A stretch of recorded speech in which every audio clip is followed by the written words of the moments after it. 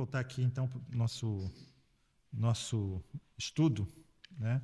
Nós estamos estudando o livro de Gálatas e, particularmente, já há muitos meses, né? Estamos estudando aqui palavra por palavra, primeiro das obras da carne e também do fruto do Espírito. E hoje nós vamos estudar aqui, já começamos na semana passada, e eu queria continuar falando sobre esse penúltimo aspecto aqui do fruto do Espírito, que é a mansidão. Então, vamos recordar o que eu falei aqui na semana passada, né?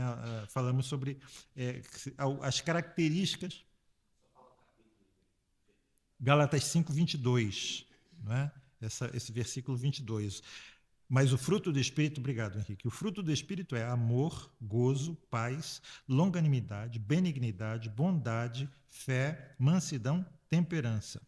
Então, falando sobre a mansidão. Então, o que eu falei aqui, recordando rapidamente na semana passada? As características de uma pessoa mansa, né? Primeiro, nós vimos que uma pessoa mansa não é isso? Mansidão não é fraqueza de caráter, né? Mansidão não é apatia, falta de iniciativa. Mansidão também não é paz a qualquer preço. Mansidão não é abdicar daquilo que é certo, abdicar dos nossos valores em prol de uma paz. Paz, digamos assim, superficial ou para não ofender as outras pessoas. Hoje em dia a gente vê, né, como as pessoas são facilmente ofendidas. Ou seja, mansidão não é debilidade, né? Nós vimos que o homem manso, ele defende a verdade até o ponto de morrer por ela, né? Os mártires, vimos, foram pessoas mansas, mas não foram de modo nenhum pessoas débeis, né? O manso, o que é, basicamente? Vimos também na semana passada. É o oposto do melindroso. Melindroso, né? E o que é o melindroso? É aquela pessoa que se machuca facilmente, né? Que se ressente daquilo que os outros dizem dela. É uma pessoa, digamos, que tem um senso muito aguçado das injustiças que cometem contra ela. Contra ela. Né? É uma pessoa que está sempre olhando muito bem do seu próprio umbigo, cuidando muito bem dele. O manso, por sua vez, é uma pessoa que já não tem essa pena de si mesmo. Né? Como diz o apóstolo Paulo, eu não considero minha vida valiosa em si mesmo. O melindroso sempre pergunta, ninguém me entende, né? Se queixa. Né? E a gente viu que muitas pessoas passam realmente grande parte da sua vida e muito tempo da sua vida suspirando e lamentando. Né? O manso é uma pessoa que já pôs um ponto final nesse tipo de comportamento. Né? Nós vimos também que o manso é uma pessoa que não vive numa atitude defensiva, é uma pessoa desarmada. O melindroso, normalmente, ele critica os outros com a espada e logo depois põe o escudo, né, para se defender. Quanto mais crítica é uma pessoa, mais melindrosa ela é, menos ela aceita críticas que voltam. Né? Uma vez eu ouvi uma frase que eu achei muito interessante, que, como é que eu vou dizer? É uma ironia, né, com a relação à regra de ouro de Mateus 7,12, né? Faça aos outros aquilo que queres que te façam. A ironia é a seguinte, abre aspas, faça aos outros antes que eles tenham a oportunidade de fazer com você. Ou seja, seria talvez a regra de ouro de uma pessoa que não tem Cristo. Né? É uma coisa muito clara, é assim mesmo. Mas reparem, o manso não é dessa forma. Ele já depôs as armas. Né? Ele não tem mais essas armas do melindroso. Quais seriam? Talvez a ironia, o sarcasmo, a zombaria, né? A birra, o amor, o choro, as reclamações, né? O beiço, né?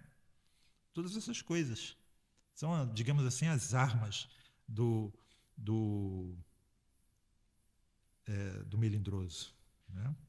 Nós vimos ainda, irmãos, recordando, Martin Lloyd Jones, né, fala muito sobre isso, que essa sensibilidade excessiva que todos nós, de uma forma ou de outra, temos, né? Ou se não vigiarmos, poderemos voltar a ter a respeito de nós mesmos, é uma das grandes maldições que o pecado nos traz, né?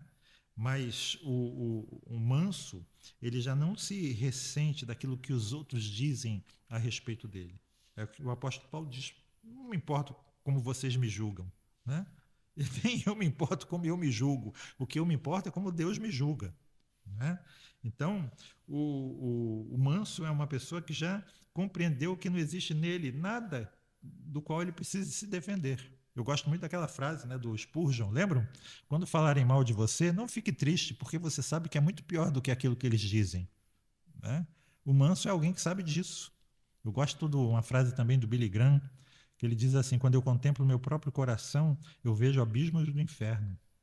Lembram, né, de uma frase que eu também gosto dos puritanos: no coração do homem mais santo de Deus existe maldade suficiente para criar um segundo inferno, bastando que Deus acenda o fogo. Então nós sabemos do que nós somos feitos, né? Nós conhecemos a nossa estrutura. Aquela frase de Whitefield também, né? Um homem indo para a forca e o Whitefield diz: aí vou eu se não fosse a graça de Deus. Então o manso é alguém que sabe que ele não precisa se defender de nada, né? E hoje eu quero ir um pouquinho mais adiante no estudo dessa palavra, né, que foi traduzida por mansidão. Eu creio que em todas as versões, menos na Bíblia na linguagem de hoje, que foi traduzida por humildade, né? No grego, essa palavra é prautês, mansidão, né? E a palavra manso, lembra, mansidão é prautês. E manso é praus, certo? Praus é manso, mansidão prautês. E no grego, essas palavras são usualmente, assim, usualmente usadas, né? São normalmente usadas para descrever tudo aquilo que tem uma natureza suavizante. Né? Então, por exemplo, palavras que acalmam uma pessoa que está exaltada, né? Ou palavras que transformam uma situação de beligerância numa situação de paz. Né? Palavras que têm o poder de acalmar, de tranquilizar, são praus. Eles usam esse termo. Né? Essa palavra também é usada para descrever a suavidade no trato, a delicadeza de conduta, e especialmente por parte, notem bem, daquelas pessoas que poderiam, que têm o poder de agir de forma diferente, de modo contrário. O, aquele psicólogo canadense, sempre esqueço o nome dele, Jordan Peterson, né? Ele fala exatamente isso. O manso é o homem perigoso que sabe se controlar. Não é o homem fraco que não tem condição de revidar, mas é aquele que tem todo o poder e capacidade de revidar, mas não revida. Né? Então é exatamente isso. Vou repetir de novo. A suavidade no trato, a delicadeza de conduta, especialmente por parte daquelas pessoas que poderiam agir de forma contrária. Né? Eu lembro aqui de um texto do Max Geringer. Quem está entrando aí no mercado de trabalho, procura na internet esse nome, Max Geringer. Geringer é G-H-E-R-I-N-G-R. G-E-R. Max Geringer. Né? É um homem muito sábio nesse mundo corporativo, a forma como você deve se conduzir, aquilo que você deve esperar. Ele é muito sábio e muito prático. Né? Ele, num dos livros dele, ele tratou do caso de um funcionário que, por causa de um erro involuntário que ele cometeu, ele deu um prejuízo muito grande na firma. Ele foi chamado à sala do dono da firma, né? E ele foi lá já com o coração aos pulos, né? Cabeça baixa, esperando ser muito humilhado, né, pelo erro que ele cometeu. E ele bateu a porta, mandaram ele entrar, e ele chegou dizendo assim para o dono, presidente também: imagino que eu estou aqui para ser despedido. E o dono diz: mas que nada, coisa nenhuma. Imagina se eu ia despedir um funcionário que me custou 1 milhão. Você é muito valioso. Volte e se dedique mais ainda à sua empresa. Né? Essa é o manso. Né? Essa palavra também é usada, irmãos, para descrever, entre os gregos, né, clássicos, a atmosfera ideal que deve existir entre os homens. Né? É usado, por exemplo, para descrever uma pessoa que deixou de implicar com outra pessoa e agora trata essa pessoa de forma gentil. Normalmente os irmãos fazem isso, né?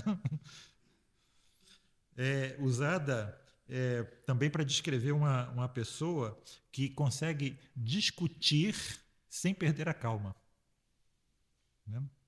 E, como já vimos também na semana passada, uma pessoa que recebe críticas de forma bem-humorada.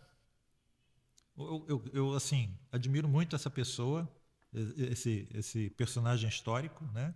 E eu creio que ele era uma pessoa muito mansa nesse sentido, que era o Dom Pedro II. Não sei se vocês veem, hoje em dia a nossa liberdade de expressão está ameaçada. Nunca houve tanta liberdade de expressão no nosso país como no tempo do Segundo Império. A imprensa ridicularizava o Dom Pedro II. E muitos vinham a ele dizendo que ele tinha que dar um basta nisso. Ele disse assim: a imprensa se combate com mais imprensa livre. Né? Imprensa se combate com imprensa. E depois veio a República e toda aquela liberdade que a imprensa tinha, né? Hoje em dia a gente vê isso. Né? Ele era uma pessoa mansa. Né? Um dos comentaristas que eu gosto muito do Novo Testamento, William Barclay, ele deu um exemplo aqui do que é o oposto da mansidão, né? E pode também nos fazer compreender assim o significado desse aspecto do fruto do Espírito. Ele se refere a uma pessoa, né? Ele era inglês, ele se refere ao inglês que ele chama só por Johnson, né?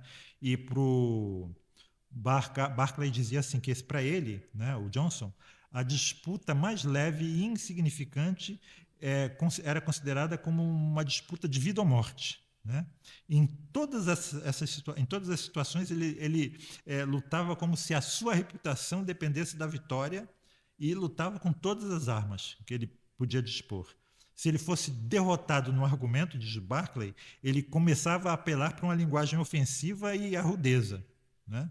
Ele escreve o seguinte: depois de uma noite movimentada na taberna, Johnson, feliz, disse a Boswell: ora, nós tivemos uma boa conversa hoje. E o Boswell respondeu meio, né, de longe: sim, o senhor jogou várias pessoas para o ar e chifrou a todas elas. Né? Uma outra pessoa disse assim: não se pode discutir com ele, porque quando a sua pistola nega fogo, ele nos derruba com a sua coronha. Um outro disse assim: não se pode disputar com ele, ele não presta atenção a nós e, com uma voz muito barulhenta, forçosamente nos silencia com rugidos. Então, conclusão lógica: esse homem não sabia o que significa ser praus, né? Não sabia o significado dessa palavra, desse fruto do Espírito, desse aspecto do fruto que nós estamos estudando. Mas, avançando um pouquinho mais ainda, irmãos, essa palavra também é usada para descrever o modo como os cristãos devem administrar a justiça. Existe um ditado na política, os mais velhos devem lembrar, que diz assim: para os amigos, tudo. Para os inimigos, a lei. A lei. Mas a lei aqui não como um instrumento de justiça, mas como um instrumento de perseguição. Não é? E é interessante que o Catecismo Maior de Westminster, ele fala muito sobre isso, né? Mas eu gostaria só de lembrar uma das respostas que ele dá com relação ao nono mandamento. Qual é o nono mandamento? Muito bem. Não dirás falso testemunho contra o teu próximo. Ele diz assim, que um dos pecados contra o nono mandamento, nossos visitantes, nessa abordagem que o Catecismo faz aos mandamentos, é muito interessante, né? Porque ele diz pecados proibidos e deveres exigidos. Para cada pecado proibido existe um dever exigido correspondente. Mas um dos pecados proibidos no nono mandamento é falar a verdade inoportunamente, com malícia ou para um fim errôneo. Né? É interessante isso. O manso é a pessoa que já aprendeu a calar a boca. Aquilo que às vezes a gente diz aqui, né? Muita gente que busca o dom de falar em outras línguas. Mais do que falar em outras línguas, a gente tem que buscar o dom de calar em todas as línguas que a gente sabe falar, não é? Então, o homem manso é o homem que não peca ao aplicar a lei, né? Ele não usa a lei como instrumento de vingança, de perseguição. É um homem que não se alegra quando castiga. O grande exemplo que nós temos, a gente tem muitos, né? Mas um desses é a relação, aquele episódio de Jesus com a mulher adúltera e os fariseus, né? Nós sabemos o que aconteceu. Os fariseus, na realidade, não queriam aplicar a lei, né? Eles estavam querendo perseguir a mulher. Primeiro que diz que ela foi pega em flagrante adultério. O que é flagrante? Nossos juristas aqui. No ato, né? Ué, e se foi flagrante, ela estava adulterando sozinha, consigo mesma? Tinha um homem junto com ela. Cadê o homem na história? Eles só pegaram a mulher, né? Sempre digo, frequentemente se recai sobre a mulher o peso maior. A lei diz que ela deve ser apedrejada. Vocês sabem que a pegadinha que eles estavam querendo ali aplicar a Jesus, né?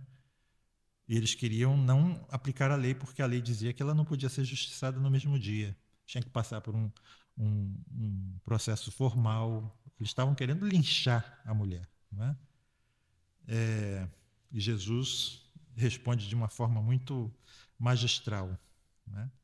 Agora que a gente aprendeu aqui fechou aí semana passada e hoje sobre esse significado de mansidão, eu queria aplicar um pouquinho mais, aplicar de uma forma prática como nós devemos usar essa qualidade do Espírito Santo. Primeiro, Tiago 1:21 nos diz, Tiago, que é com mansidão que nós devemos aprender com mansidão. Ou seja, Tiago diz que a mansidão é a chave que abre o nosso espírito, a nossa mente, o nosso coração às verdades de Deus e ao amor de Deus. Nós só podemos compreender com mansidão. Gálatas 6:1, mais adiante, né? O apóstolo Paulo vai nos dizer que nós devemos disciplinar o faltoso com mansidão, né? Ou seja, a disciplina deve ser exercida, né? As falhas dos outros, daqueles que falham, devem ser corrigidas, mas com esse espírito de mansidão, né?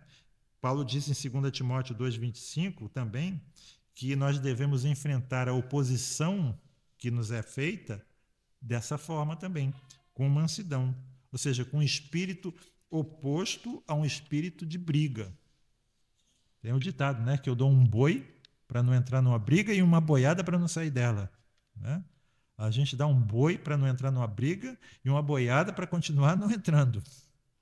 Quanto depender de nós, tenhamos paz com todos os homens. Então, irmãos, resumindo aqui, essa palavra resume a forma como nós devemos viver, como nós devemos nos relacionar. E o grande exemplo nosso sempre, como sempre, é Jesus, né? que disse que era manso e humilde de coração, né? Então, é em Jesus que nós podemos ter o real significado, a exata dimensão dessa palavra. Em Jesus nós vemos o equilíbrio perfeito entre a virilidade e a suavidade, né? Entre a força e a delicadeza, né? Aristóteles disse que o homem manso é aquele homem que está entre a ira excessiva e a falta excessiva de ira, né? O homem manso é aquele que tem a quantidade certa de ira dentro de si, né? Ou seja, o homem manso é aquele homem que se ira com as pessoas certas, da maneira certa, no momento certo e pelo tempo certo. Eis aí então, irmãos, porque Jesus é o nosso exemplo, né, de homem manso. Porque somente um homem manso poderia ter purificado o templo e expulsado de lá os cambistas e, ao mesmo tempo, ter perdoado e defendido uma mulher que os fariseus queriam apedrejar, né? Então, para terminar, quando nós temos esse aspecto do fruto, nós podemos, como diz mais uma vez William Barclay, repreender com amor, debater sem intolerância, enfrentar a verdade sem ressentimento, ser mansos sem ser fracos e irar-nos sem pecar. Né? Então, eu quero repetir aqui aquelas perguntas bem simples que eu fiz na semana passada. Você é manso, tendo em vista tudo isso? Você tem manifestado essa característica na sua vida cotidiana? E quero terminar como eu terminei na semana passada. É impossível você dizer, né, que nasceu de novo, que recebeu a vida eterna, que é um cristão e continuar a viver sem manifestar mansidão e sem se interessar por buscá-la. Que Deus nos abençoe. Vamos ficar de pé?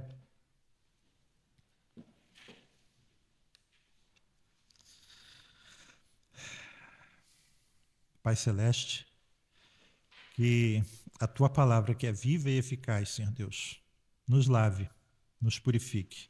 Tu disseste, Senhor Deus, aos Teus discípulos primeiros, que estavam limpos pela palavra que o Senhor disse a eles, que nós também possamos aproveitar essa oportunidade, Senhor Deus, e mirando, Senhor Deus, a nossa própria vida, Senhor Deus, diante daquilo que nós acabamos de ouvir, olhando nesse espelho moral, Senhor Deus, te pedir que o Senhor nos lave, que o Senhor nos purifique de todo pecado, que o Senhor nos habilite, Senhor Deus, a viver da forma como Tu requeres de nós. Que sejamos de fato santos, porque o Senhor é santo. Que sejamos santos, Pai, como filhos de um Deus que é santo, Senhor Deus, e assim manifestaremos, Senhor Deus, a Tua glória neste mundo. Somos cartas vivas, Senhor Deus, de pessoas que não leem a Tua palavra, Senhor Deus, mas eles podem nos ler, Senhor Deus, e nos lendo, Senhor Deus, eles podem vir a Te conhecer. Sejamos, Senhor Deus, que sejamos, Senhor, filhos Teus, que honrem, Senhor Deus, o Teu caráter, Senhor Deus. E como sempre te pedimos, Pai, como cantamos e como oramos, que o Teu caráter, o caráter de Jesus, se forme cada vez mais em nós, que sejamos de glória em glória transformados, Senhor, na imagem de Teu Filho Jesus. Para a glória, para a honra e para o louvor do Teu santo nome. No nome de Jesus, nós te oramos e te agradecemos. Amém. Glória seja ao Pai, ao Filho